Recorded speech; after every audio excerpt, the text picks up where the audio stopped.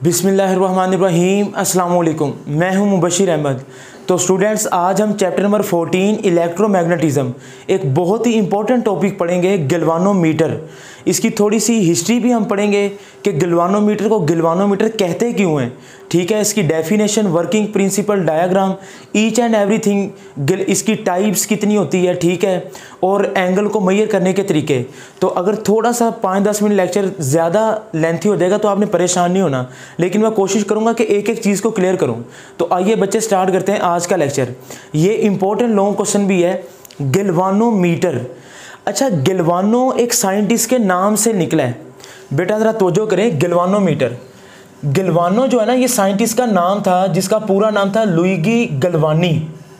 तो ये इस साइंसदान के नाम से ये 1836 के अंदर इटालियन रिसर्चर है जी, जो कि इलेक्ट्रिकल रिसर्चर है, रिसर्च का काम करता था। उसने क्या किया, ये एक स्टोरी है पूरी कि वो एक ना फ्रॉग, ठीक है, वो बिल्कुल डेड था, मरा हुआ था। तो उसने देखा कि उसने करंट लगाया तो उसकी ना लेग थोड़ी सी हिली है फ्रॉग की, डेड फ्रॉग की। तो ये एक रिसर्चर था जिसने देखा, तो इसी लुइगी गैल्वानी साइंटिस्ट के नाम की वजह से गैल्वानी से इसको कहा जाता है गैल्वानो। और मीटर, हर उस चीज़ को मीटर कहते हैं जो मेजरमेंट करती है। Ammeter, voltmeter, galvanometer, ohmmeter. तो ये मुख्तलिफ किस्म के मीटर हैं जो कि मेजरमेंट के लिए इस्तेमाल होते हैं। तो आइए बच्चे, तो ये 1836 इटालियन रिसर्चर है लुइगी गैल्वानी, जिसके नाम की वजह से इसको गैल्वानोमीटर कहते हैं। तो बेटा इसकी डेफिनेशन नोट करें जी। It is an electrical device या इलेक्ट्रिकल इंस्ट्रूमेंट कह लें, which is used for detection and measurement of small current। तो बच्चे ज़रा इसकी ना आप डेफिनेशन तवज्जो करें।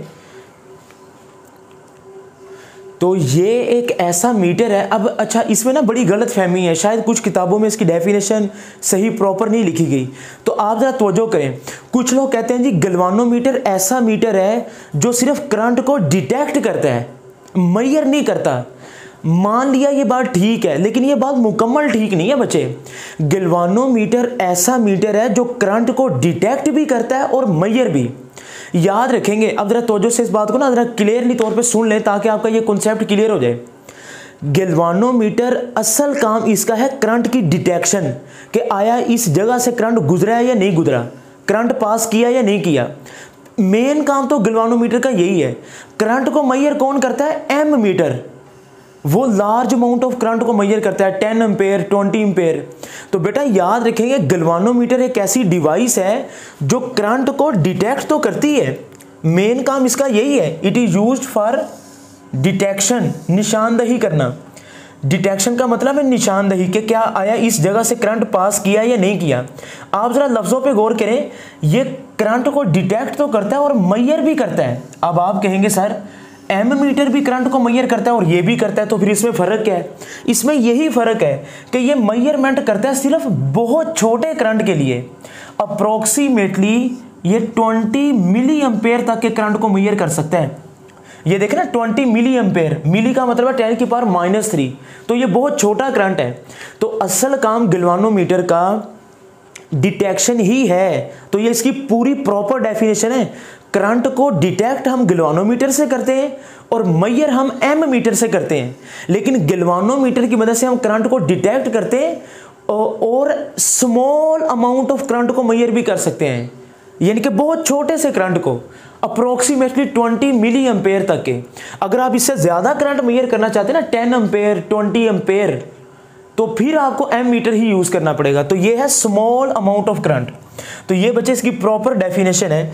आइए अब इसका वर्किंग प्रिंसिपल लिखते हैं। अगर आपने इससे पीछे वाला लॉन्ग क्वेश्चन समझा है, torque on a current carrying coil, जिसमें हमने पूरा पूरा प्रूव किया है। अगर आपने ये डायरेक्ट इस लेक्चर पे है ना, तो काइंडली आप इससे पीछे वाला लेक्चर ज़रूर देखें हैं, जिसमें आपको थोड़ा सा मैंने प्रैक्टिकल व्यू भी दिखाया है, जिसमें हमने प्रूव किया था टॉ इज इक्वल टू नायाब, याद है ना, NIAB, जिसको मैंने नायाब का नाम दिया था। तो यही इसका वर्किंग प्रिंसिपल है जी। तो आइए बच्चे इसका वर्किंग प्रिंसिपल लिखते हैं। Torque acts on a current carrying coil when it is placed in a uniform magnetic field, uniform magnetic field. तो ये बच्चे इसका वर्किंग प्रिंसिपल है, काइंडली नोट कीजिएगा कि जब आप किसी कॉइल को एक यूनिफॉर्म मैग्नेटिक फील्ड के अंदर रखें तो उसके ऊपर टॉर्क एक्ट करता है। याद है उसकी इक्वेशन क्या थी? Tau is equal to NIAB cos alpha. तो ये हम इससे पिछले वाले लेक्चर में प्रूव कर चुके हैं इस इक्वेशन को। अगर आप इसका प्रूफ देखना चाहते हैं ना, तो इससे पीछे वाला लेक्चर ज़रूर देखें। तो ये angle between magnetic field and plane area. तो आपको याद है इससे पीछे वाले लेक्चर में मैंने प्लेन एरिया और वेक्टर एरिया का पूरा कॉन्सेप्ट दिया हुआ है। अगर प्लेन एरिया की बात करेंगे तो कोस अल्फा आएगा, अगर वेक्टर एरिया की बात करेंगे तो साइन अल्फा आएगा। ये बहरहाल पिछले लेक्चर की बातें थी, हमने लॉन्ग क्वेश्चन में डिस्कस कर ली है। तो बच्चे ये है इसका वर्किंग प्रिंसिपल। तो आइए अब इसकी कंस्ट्रक्शन देखते हैं। इसको मैं कोशिश करूंगा थोड़ा सा प्रैक्टिकल व्यू भी आपको दिखा सकूं। कंस्ट्रक्शन के अंदर गैल्वानोमीटर कैसे बनता है जरा तवज्जो करें बेटा। ये एक हॉर्स शू मैग्नेट है, हॉर्स शू मैग्नेट, जिसको यू शेप्ड मैग्नेट भी कहते हैं। तो आप जरा तवज्जो करें, this is a U shaped magnet. तो मैंने पॉइंट्स बना के लिख दिए। अब ये आपकी बुक की थ्योरी है जिसको मैंने पॉइंट्स बना के लिखा है। तो कुछ पॉइंट आपकी बुक में नहीं लिखे तो आपने उस चीज़ को नोट कर लेना है। तो जी बेटा जरा नोट कीजिएगा, कंस्ट्रक्शन के अंदर यू शेप्ड मैग्नेट है ये जो आपको नजर आ रहा है, और यू शेप्ड मैग्नेट के साथ जरा तवज्जो करेंगे, मैंने मेन पॉइंट लिखे हैं। ये नॉर्थ और साउथ पोल भी हैं। आप जरा तवज्जो करें, नॉर्थ और साउथ पोल की जो शेप है ना वो कनकेव शेप है, यूं अंदर की तरफ बेंड है। तो कनकेव शेप नॉर्थ और साउथ पोल है एक यू शेप्ड मैग्नेट के साथ, जिसको आप हॉर्स शू मैग्नेट भी कहते हैं। Number 1 point. Number 2, rectangular coil सी इनेमल्ड कॉपर वायर। अब ये इनेमल्ड कॉपर वायर क्या है बच्चे जरा तवज्जो करें। ये आमतौर पर जो आप वायर देखते हैं ना, ये देखें ये वायर है। ये आमतौर पर जो आपको वायर नजर आती है ना, उसके ऊपर प्लास्टिक की ना एक मोटी लेयर चढ़ी होती है। इनेमल्ड का मतलब है, इसको आप अंडरलाइन करें, ये आपकी बुक की थ्योरी में लिखा गया है। इनेमल्ड का मतलब होता है मीनाकारी करना। इनेमल्ड का मतलब क्या है? मीनाकारी। अब आप कहेंगे सर मीनाकारी क्या होती है? मीनाकारी से मुराद है जिसके ऊपर ना प्लास्टिक की बारीक लेयर चढ़ी हो। इसमें फर्क है, इनेमल्ड कॉपर वायर, कॉपर कहते हैं तांबे को, कि ये एक कॉपर वायर होती है, ठीक है। लेकिन वो इनेमल्ड का मतलब है कि प्लास्टिक की ये मोटी लेयर ना चढ़ा हो, यानी कि ये जो आम तारें होती है ना जो घर में लगी होती हैं, उनके ऊपर प्लास्टिक का कवर थोड़ा सा मोटा होता है। लेकिन गैल्वानोमीटर के अंदर जो कॉपर वायर यूज होती है वो इनेमल्ड है, उसके ऊपर मीनाकारी की होती है, यानी कि प्लास्टिक का जो कवर होता है वो बड़ा बारीक सा होता है। बारीक मीनाकारी का मतलब है जिसके ऊपर एक बारीक सी लेयर चढ़ी हो प्लास्टिक की, ठीक हो गया। अच्छा अब आगे आ जाए जी। Number 3, a non magnetic aluminium frame. ये जो है ना आपकी कॉइल, ये कॉइल है, ये पहले होता है एल्यूमिनियम का फ्रेम जो कि नॉन मैग्नेटिक होता है। फ्रेम है ना, जरा आप तवज्जो करें, ये मैं आपको दिखाता हूँ। यानी कि ये देखें, ये आपके सामने है नॉर्थ पोल और साउथ पोल। ये है यू शेप्ड मैग्नेट आपके पास, नॉर्थ पोल साउथ पोल। अच्छा इसके अंदर ये जो पोर्शन है ना, आप इसको समझ लें कि ये कॉइल है, ठीक है। ये इस तरह का ना एल्यूमिनियम का फ्रेम होता है। अब ये एल्यूमिनियम का नहीं है, लेकिन आप सपोज करें एल्यूमिनियम का फ्रेम है जिसके ऊपर ना आपने इनेमल्ड कॉपर वायर, बड़ी बारीक सी जिसके ऊपर प्लास्टिक की लेयर चढ़ी होती है, वो कॉपर वायर आपने यूं इसके ऊपर वाउंड की होती है। यानी कि इतना पोर्शन है ना एल्यूमिनियम, तो इसके ऊपर आपने यूं ना कॉपर वायर वाउंड की होती है, वो उस एल्यूमिनियम के फ्रेम के ऊपर। और साइडों पे ये मैग्नेट है नॉर्थ पोल और साउथ पोल, जिसकी कनकेव शेप है, ठीक होगा। मैंने कोशिश की थोड़ा सा आपको व्यू दे सकूं। अच्छा जी, उसके बाद नंबर 4 पे ए सस्पेंशन वायर एफ। अब सस्पेंशन का मतलब होता है लटकना, जिसके साथ ये आपकी एल्यूमिनियम का फ्रेम जिसके ऊपर वायर वाउंड की हुई है, ये है सस्पेंशन वायर। जिसको हमने एफ का नाम दिया है, this F is called suspension wire. और ये एम का मतलब है मिरर, और ये याद रखिएगा ये कनकेव मिरर है, ये बुक में लिखा नहीं, आपने नोट कर लेना है, this M is a concave mirror. तो ये एफ का मतलब क्या है, ये सस्पेंशन वायर है बच्चे, जिसको मैंने एफ का नाम दिया। अब ये जो वायर हमने यूज की है ना, ये वाली, इस वायर की क्या क्या खूबी हैं, जरा वो मैंने पॉइंट बना के लिखी, आप लोग नोट करें। एक तो ये वन करंट लीड है, कि इसके अंदर आप देखेंगे ना, इस वायर के साथ एक टर्मिनल है, ये वाला one current lead, current enter होगा, ये आप एरो का साइन देख रहे हैं। पहला काम तो इसका ये है कि ये करंट लीड का काम करती है। नंबर 2, इसकी कंडक्टिविटी हाई होनी चाहिए, कि ये जो वायर है ना, जिसको सस्पेंशन वायर, जिसके साथ ये कॉइल लटकी हुई है, इस वायर की कंडक्टिविटी हाई होनी चाहिए, यानी कि इसमें से करंट जल्दी फ्लो करे, कंडक्ट, गुजरना। अच्छा, तीसरी इसकी खूबी लो इलास्टिक कांस्टेंट, इस वायर का इलास्टिक कांस्टेंट भी कम से कम होना चाहिए, ठीक है। नंबर 4, ये फास्फर ब्रोंज की बनी होनी चाहिए, ये वायर ना फास्फर ब्रोंज या क्वार्ट्ज की। तो इसकी वजह मैं आपको बताऊंगा कि फास्फर ब्रोन की ही क्यों बनी होनी चाहिए। तो ये इस वायर की, ये जो सस्पेंशन वायर है जिसके साथ कॉइल लटकी हुई है, तो बेटा ये उसकी 4 खूबियां हैं, 1 2 3 4, तो ये आपने नोट कर लेनी है। हाई कंडक्टिविटी, लो इलास्टिक कांस्टेंट, फास्फर ब्रोन, और ये वन करंट लीड, वो तो है ही है। अच्छा, नंबर 5 पे आए जी, ए लूजली वाउंड स्पाइरल ई सेकेंड करंट लीड। ये आपको जो उस कॉइल के दूसरे एंड पे नजर आ रहा है ना, ये वाला, जिस तरह एक स्प्रिंग नुमा होता है, जब ये कॉइल रोटेट करती है ना, जब करंट पास आउट करता है, अब ये करंट इन हो रहा है, ये आउट, अब ये O और O प्राइम, ये दोनों एंड फिक्स हैं, ठीक है। F का मतलब है fine metallic wire, M is a mirror, कौन सा, concave mirror, C is a coil. अब ये D की बात करता हूं, ये D क्या है, ठीक है। अब ये है स्पाइरल E, जो कि सेकंड करंट लीड, यानी कि ये फर्स्ट करंट लीड है और ये सेकंड करंट लीड है। अब ये स्पाइरल क्या काम करती है, ये रीस्टोरिंग टॉर्क पैदा करती है, अभी मैं बताता हूं, आगे हम प्रूव करेंगे। Number 6, an iron cylinder D। बच्चे इस कॉइल के अंदर ना, हम ये D से मुराद है आयरन। आयरन किसे कहते हैं, लोहा। यानी कि हकीकत में पिक्चर कुछ यूं है, अगर आप तवज्जो करें ना, यानी कि ये देखें, ये है नॉर्थ पोल, ये साउथ पोल है, नॉर्थ पोल साउथ पोल। इसके अंदर ये जो सुराख आपको नजर आ रहा है, आप इसको समझ लें, ये एल्यूमिनियम का फ्रेम है, जिसके ऊपर वायर हमने एक बड़ी ब्रीक लेयर की वाउंड की हुई है, और ये आप इसको समझ लें कि ये आयरन का सिलेंडर है D, जो इसके अंदर यूं रखा होता है, तो ये देख लें। अच्छा, ये आयरन सिलेंडर D इस कॉइल के अंदर इस शेप का होता है, ये जो मैं आपको दिखा रहा हूं ना, ये आयरन का सिलेंडर है तो ये लोहे का नहीं, लेकिन बहरहाल आप इसको समझ लें, ठीक है। तो आपका मकसद तो है ना चीज को समझना। तो ये एक लोहे का सिलेंडर है D। अच्छा, हम इस कॉइल के अंदर ये लोहे का सिलेंडर क्यों रखते हैं, इसकी वजह क्या है, उसकी वजह मैंने लिखी है जी, जरा तवज्जो कीजिएगा। स्ट्रॉन्ग फेरोमैग्नेटिक मटेरियल, ये जो लोहे का टुकड़ा होता है ना, ये जो लोहे का सिलेंडर है, एक तो ये स्ट्रॉन्ग, बड़ा ताकतवर फेरोमैग्नेटिक मटेरियल है। अब ये हम चैप्टर नंबर 17 में पढ़ेंगे, पैरामैग्नेटिक, डायामैग्नेटिक और फेरोमैग्नेटिक। फिलहाल आप ये समझ लें, फेरोमैग्नेटिक मटेरियल वो होते हैं जिनके अंदर बड़ी पावर, यानी कि किसी चीज़ को अट्रैक्ट करने की ताकत सबसे ज़्यादा होती है, ठीक है। इसकी डिटेल तो चैप्टर नंबर 17 में आएगी। तो ये जो लोहे का सिलेंडर है ना, ये स्ट्रॉन्ग फेरोमैग्नेटिक है, जो कि इस कॉइल के अंदर यूं रखा होता है, ठीक हो गया, पहला काम इसका। दूसरा काम, हाई परमिएबिलिटी। परमिएबिलिटी का मतलब है, परमी का मतलब है पेनिट्रेट, एबिलिटी मतलब एबल टू पेनिट्रेट। इसके अंदर से ना लाइनें बड़ी आसानी से पास कर जाती हैं लोहे के टुकड़े में से, ये जो सिलेंडर D है।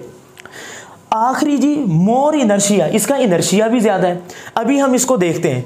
तो बच्चे, ये जो आपको गैल्वानोमीटर की कंस्ट्रक्शन नजर आ रही है ना, तो जो मॉडर्न गैल्वानोमीटर है ना, उसका दूसरा नाम आप लोग नोट करेंगे, डी आर्सनवल गैल्वानोमीटर। ये साइंटिस्ट का नाम है डी आर्सनवल, ठीक है, गैल्वानोमीटर।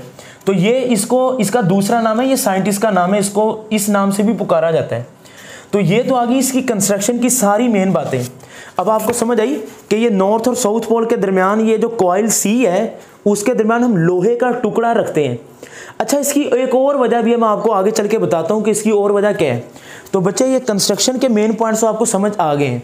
तो आइए अब इसका प्रूफ स्टार्ट करते हैं। डिफ्लेक्शन टॉर्क, बुक वाला क्या कहता है, अब इसकी वर्किंग स्टार्ट हो रही है कि जैसे ही इसमें से करंट पास करेगा तो ये कॉइल रोटेट करना शुरू कर देगी।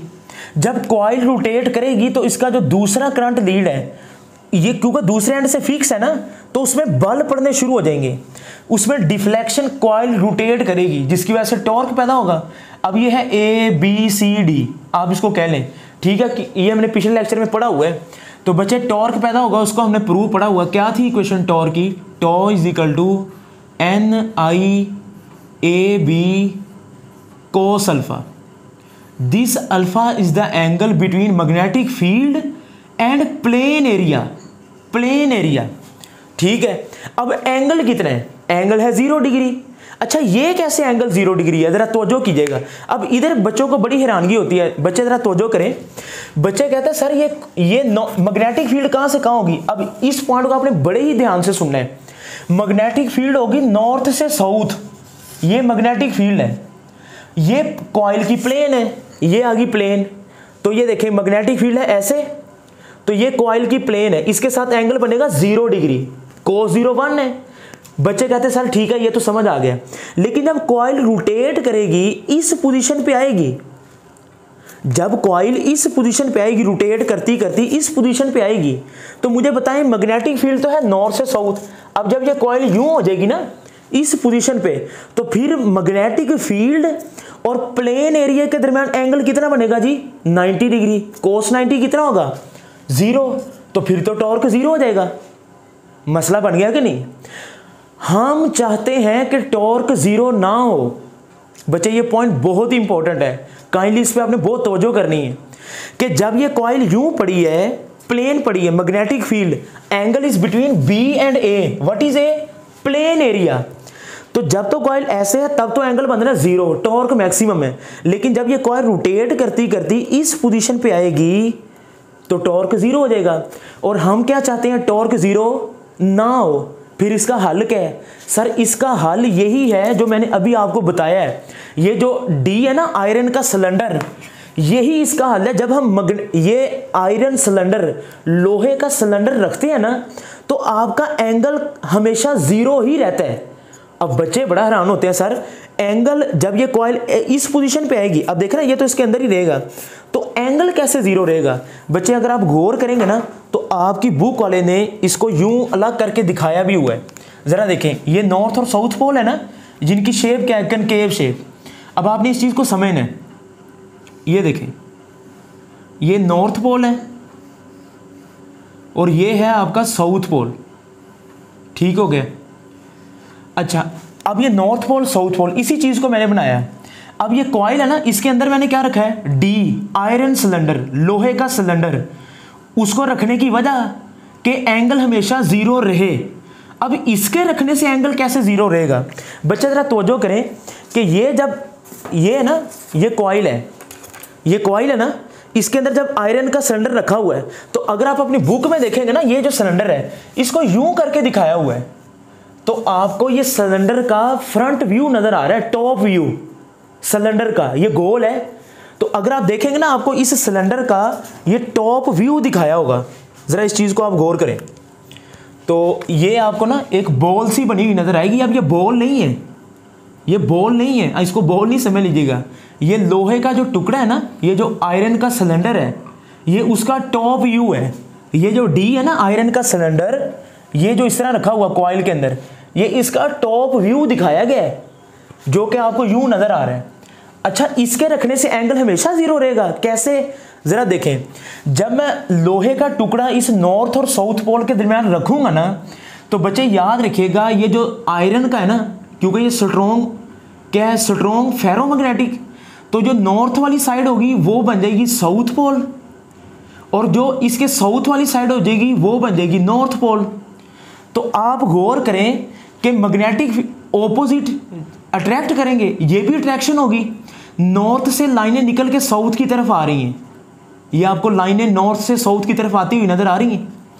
और इधर देखें, ये आयरन सिलेंडर है तो कनकेव शेप मैग्नेट का नॉर्थ से लाइनें निकल के सिलेंडर के साउथ पोल में जाएंगी और उस आयरन सिलेंडर के नॉर्थ पोल से लाइनें निकल के कनकेव पोल के साउथ में इंटर होती हुई नजर आएंगी। अच्छा, अब जरा तवज्जो करें, एंगल हमेशा कब जीरो रहेगा? ये अब आपको इस बात की समझ आ गई कि ये जो आयरन का सिलेंडर है ना, ये जब मैं इसको कॉइल के दरमियान रखूंगा तो ये इसका साउथ पोल बन जाएगा, ये इसका नॉर्थ पोल बन जाएगा। ठीक हो गया। अब एंगल हमेशा कैसे जीरो रहेगा जबकि कॉइल तो रोटेट कर रही है?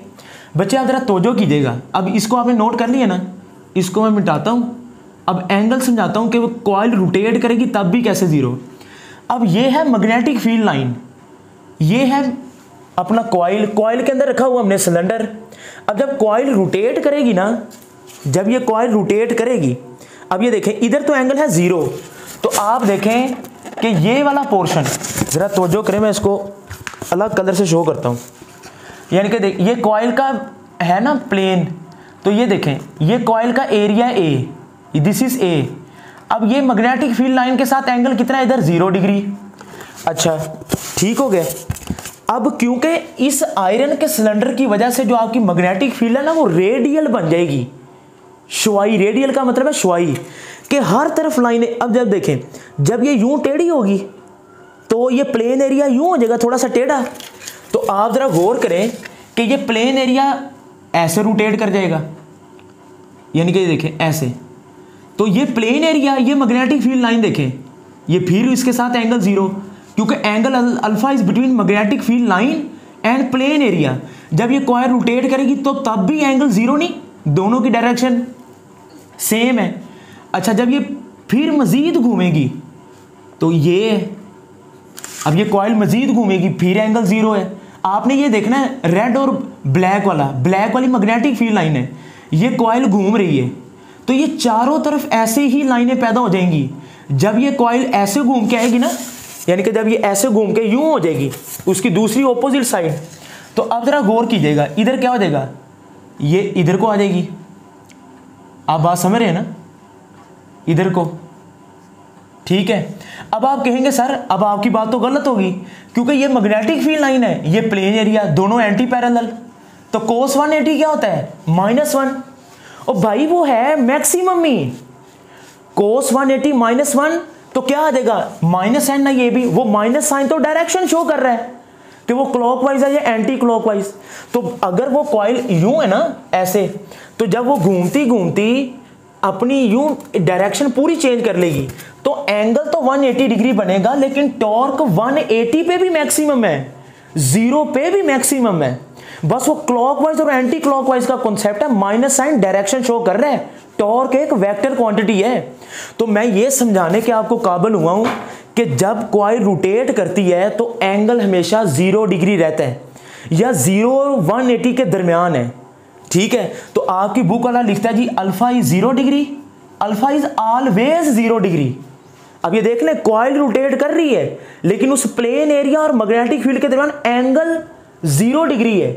यही इस आयरन सिलेंडर डी का कमाल है कि इस आयरन सिलेंडर के रखने से मैग्नेटिक फील्ड लाइन रेडियल हो जाएंगी, चारों तरफ आ जाएंगी, जिसकी वजह से वो कॉइल जब भी रोटेट करेगी वो यहां तक तो एंगल बनाएगी 0 डिग्री और इधर एंगल बनाएगी 180। तो cos 180 होता -1 है, तो वो भी मैक्सिमम ही होगा।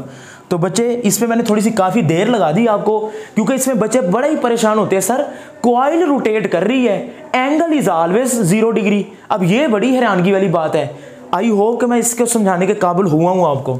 तो बच्चे एंगल 0 पुट करवाएं तो क्या आ जाएगा? Tau is equal to NIAB, cos 0 degree 1। तो ये आपके पास आ जाएगा G deflection torque, deflection torque. अच्छा अब तवज्जो करें, जब ये कॉइल घूमेगी, जब ये कॉइल घूमेगी ना, ज़रा ये देखें, जब ये कॉइल घूमेगी तो इसके नीचे लगी होती है ये वायर। जब ये घूमेगी ना तो इसके नीचे लगी हुई वायर को, ये जो वायर है ना नीचे वाली, इसमें ट्विस्ट आना शुरू हो जाएंगे। ये देखें, इसमें ट्विस्ट आना शुरू हो गए when the coil rotates under the deflection torque. अब रीस्टोरिंग का मतलब क्या है? रीस्टोर। तो जब ये कॉइल घूमेगी इस वायर के अंदर, ये जो लूजली स्पाइरल है, पहले इसके अंदर बल नहीं थे, जब ये कॉइल रोटेट करेगी पहले स्ट्रेट है, लेकिन जब करंट गुजरेगा कॉइल रोटेट करेगी, इसके अंदर आ जाएंगे बल, ये वायर ट्विस्ट होना शुरू हो जाएगी। जब आप इसको छोड़ेंगे तो ये अनट्विस्ट नहीं हो जाएगी, it backs to its original position, this is called, ये है डिफ्लेक्शन टॉर्क। और इस वायर का वापस आना ये है रीस्टोरिंग टॉर्क, वापस अपनी ओरिजिनल पोजीशन पे आना, यानी कि ये बल खत्म होते जाएंगे, तो this is called restoring torque. तो बच्चे टॉर्क, डिफ्लेक्शन टॉर्क को मैंने टॉ का नाम दिया है और रीस्टोरिंग टॉर्क को मैं टॉ डैश का नाम दे दूंगा। तो टॉ डैश का मतलब है restoring torque is directly proportional to theta. What is theta? Angle of deflection. Directly proportional का साइन खत्म करेंगे तो कांस्टेंट आएगा, which is equal to tau dash is equal to C theta. What is C? अब जरा लफ्जों पे गौर कीजिएगा, this C is called proportionality constant, this is called torsional constant, twisting या टोरिजिनल। ये टोरिजिनल का मतलब होता है बच्चे जरा नोट कीजिएगा, this C is called torsional constant. Torsional को बेटा उर्दू में कहते हैं मरोड़ीदार, यानी कि बलदार। टोरिजिनल का मतलब है बलदार, मरोड़ीदार, कि जब आप कॉइल घूमती ना वो कॉइल को बल आते हैं वायर को, तो वो वापस अपनी ओरिजिनल पोजीशन पे आने की कोशिश करती है। तो टोरिजिनल का मतलब है बलदार, मरोड़ीदार, जिसको बल पड़ जाते हैं। अच्छा, मैंने क्या कहा? Tau dash is equal to C theta. अब ये आपके पास डिफ्लेक्शन टॉर्क भी आ गया और रीस्टोरिंग टॉर्क भी आ गए, लेकिन अब मैं सी को डिफाइन करने जा रहा हूं। What is C? तो बच्चे ये आ जाएगा कपल टोरिजिनल कांस्टेंट सी, ये सी इज कॉल्ड टोरिजिनल कांस्टेंट, जिसको ट्विस्टिंग कांस्टेंट भी कहते हैं। तो इसकी डेफिनेशन होगी कपल पर यूनिट ट्विस्ट, ये इसकी डेफिनेशन आ गई। अच्छा, ये किसके इक्वल आ जाएगा? तो ये आ जाएगा C is equal to tau dash over theta. अच्छा, सी इज कॉल्ड कांस्टेंट। बच्चे ये जो कांस्टेंट है ना, टोरिजिनल कांस्टेंट, ये रीस्टोरिंग टॉर्क और एंगल पे डिपेंड नहीं करता, ये तो कांस्टेंट है। अच्छा, इसका यूनिट क्या होगा मुझे बताएंगे आप? टॉर्क का यूनिट क्या होता है? न्यूटन मीटर, और एंगल का यूनिट क्या होता है? रेडियन। तो बच्चे इसका न्यूटन मीटर को आप क्या कहते हैं? टॉर्क का यूनिट न्यूटन मीटर है ना, इसको आप जूल नहीं कह सकते, न्यूटन मीटर ही कहेंगे, क्योंकि वो वर्क का ऐसा यूनिट जूल होता है। हालांकि न्यूटन मीटर जूल के इक्वल है मुझे पता है, तो लेकिन ये न्यूटन मीटर रेडियन ऊपर जाके क्या हो जाएगा? पर रेडियन। तो this is the SI unit of C. Torsional constant का ये यूनिट है न्यूटन मीटर पर रेडियन। अब मैं कह रहा हूं कि ये टोरिजिनल कांस्टेंट टॉर्क के ऊपर और एंगल के ऊपर डिपेंड नहीं करता, ये तो कांस्टेंट है। अच्छा, फिर करता किसके ऊपर है ये बताएं। बच्चे जरा नोट कीजिएगा, C is inversely proportional to length of the wire, कि ये जो टोरिजिनल कांस्टेंट है ना, कि ये इस वायर की लेंथ के इनवर्सली प्रोपोर्शनल है, कि जितनी लेंथ ज्यादा होगी ये कम होगा, और ये एरिया के डायरेक्टली प्रोपोर्शनल है। और ये C डिपेंड करता है नेचर ऑफ सस्पेंशन वायर। मैं इधर लिख देता हूं नेचर ऑफ वायर। तो आप जरा तवज्जो कीजिएगा, मैंने इसका ऐसे यूनिट भी बताया कि ये जो टोरिजिनल कांस्टेंट है ये टॉर थीटा के ऊपर डिपेंड नहीं करता, ये वायर की लेंथ के ऊपर, एरिया के ऊपर, लेंथ के साथ इनवर्स सल्यूक है, एरिया के साथ डायरेक्ट है, और नेचर ऑफ वायर के ऊपर भी डिपेंड करता है। अब आपको याद आया कि हमने जो वायर ली थी सस्पेंशन वायर, वो किसकी थी? Phosphor brown. यही तो इसकी नेचर है कि ये वायर बनी किस चीज से है। बात समझ आ रही है? फास्फर ब्रोन ऐसी चीज है जिसकी कंडक्टिविटी बहुत ज्यादा होती है, करंट बड़ी तेजी से पास करता है, और गैल्वानोमीटर उसको फौरन डिटेक्ट कर लेता है। तो यही वजह है कि उस वायर की नेचर भी अच्छी होनी चाहिए। तो बच्चे अब इस चीज को आप नोट कीजिएगा काइंडली। तो जी बेटा, आपने अब डिफ्लेक्शन टॉर्क और रीस्टोरिंग टॉर्क की इक्वेशन आपने नजर आ रही है, ये डिफ्लेक्शन टॉर्क की है, ये रीस्टोरिंग टॉर्क की।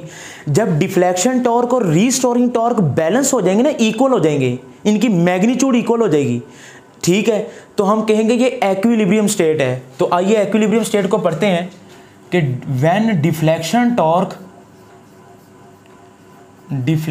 Torque is equal to restoring torque, okay. अब डिफ्लेक्शन टॉर्क को हमने किससे शो किया था, आपको याद है, टॉ से, और रीस्टोरिंग टॉर्क को टॉ डैश से। तो tau is equal to tau prime या टॉ डैश कह लें। अब डिफ्लेक्शन टॉर्क की क्या इक्वेशन है, NIAB, जिसको हम नायाब कहते हैं, और टॉ डैश क्या है जी, सी थीटा। अच्छा, हम करना क्या चाह रहे हैं, हम पढ़ कह रहे हैं galvanometer, it is an electrical device which is use to measure the small amount of current and detection. Current को डिटेक्ट करती है, तो करंट ही निकालेंगे ना भाई। तो आई किसके इक्वल आ जाएगा, सी ओवर, आई को हमने फाइंड आउट करना है ना, तो आई किसके इक्वल आ जाएगा, NAB, इसको हम नैब पढ़ लेते हैं, NAB, सी ओवर नैब इंटू थीटा। अब ये जो सी ओवर नैब है ना बच्चे, ये जो सी ओवर नैब है, this is the constant and this is called galvanometer constant. इसकी जगह पे मैं लिख सकता हूं I is equal to G theta, C over NAB, this is called galvanometer constant, जिसको मैंने जी का नाम दिया है। अब ये इक्वल और कांस्टेंट मिलके क्या बनाते हैं, प्रोपोर्शनैलिटी। तो I is directly proportional to theta, more current more deflection. अब आप जरा देखें, more current more deflection, angle theta is called angle of deflection. अब करंट मेजर कैसे करेंगे, जब एंगल मेजर होगा। अब एंगल को मेजर करने के दो मेथड हैं, एक लैंप एंड स्केल, एक पीवीटी टाइप।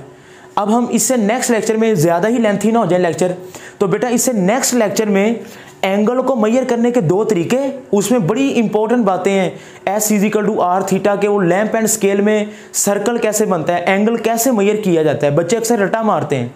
तो मैं आपको अगले लेक्चर में एंगल को मेजर करने के दो तरीके, गैल्वानोमीटर की सेंसिटिविटी, ठीक हो गया, और इसकी दो टाइप्स, स्टेबल और अनस्टेबल, जिसको डेड बीट गैल्वानोमीटर भी कहते हैं।